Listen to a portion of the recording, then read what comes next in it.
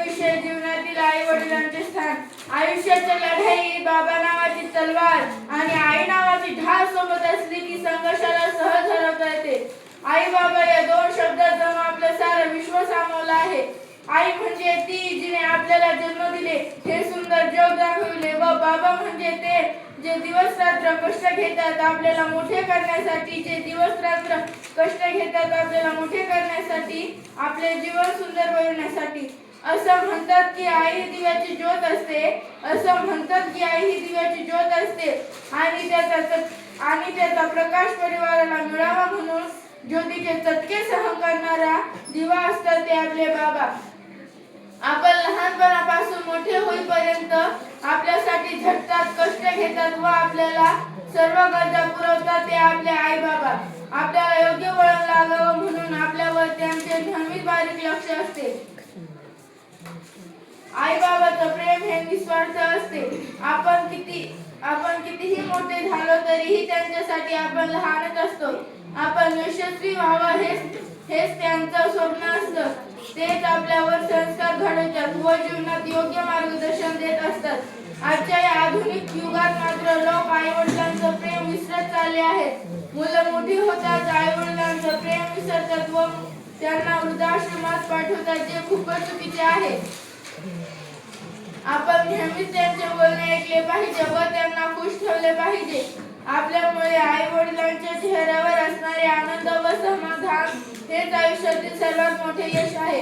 पूर्वजन्माची पुण्य आई असावी. जन्म जो तुझ्या गर्भात घेतला, जग पाहिलं नव्हतं तरी 9 महिने श्वास स्वर्गात घेतला, तरी 9 महिने श्वास स्वर्गात घेतला. शरीराला असणाऱ्या श्वासाचं महत्व कधी सांगता येईल का? जमिनीचा आकाशाशी असणारं, दिव्याचं वातीशी असणारं नातं शब्दात कसं सांगता येईल? तसंच अगदी आपल्याला ज्यांनी या सुंदर आयुष्याची देणगी दिली, ज्यांनी आपल्याला सूक्ष्मातील सूक्ष्म आणि प्रत्येक गोष्ट शिकवली, आज आपलं अस्तित्व ज्यांच्यामुळे आहे त्यांचं महत्व हे शब्दात मांडता नाही येणार.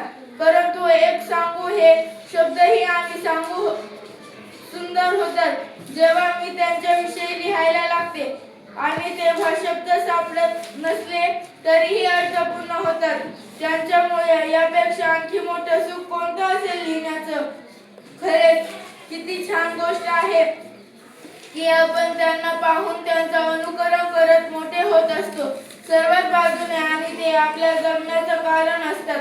कितीही मोठ्यातली मोठी चूक आपल्या हातून घडू द्या, त्यासाठी कडक शासन आणि माफीची तरतूदही त्यांच्याकडेच असते.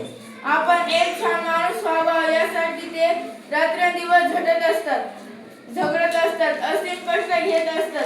फक्त आपली स्वप्न पूर्ण करण्यासाठी स्वतःच्या स्वप्नांना तिलांजली देतात. हे फक्त आणि फक्त आपले आई बाबाच करू शकतात, आणखी कोणीही नाही. आईने बनवलं, बाबांनी घडवलं. आईने बनवलं, बाबांनी घडवलं. आईने शब्दांची ओळख करून दिली, बाबांनी शब्दाचा अर्थ समजावला. आईने विचार दिले, बाबांनी स्वातंत्र्य दिले. आईने भक्ती शिकवली, बाबांनी वृत्ती शिकवली. आईने भक्ती शिकवली, बाबांनी वृत्ती शिकवली. धन्यवाद.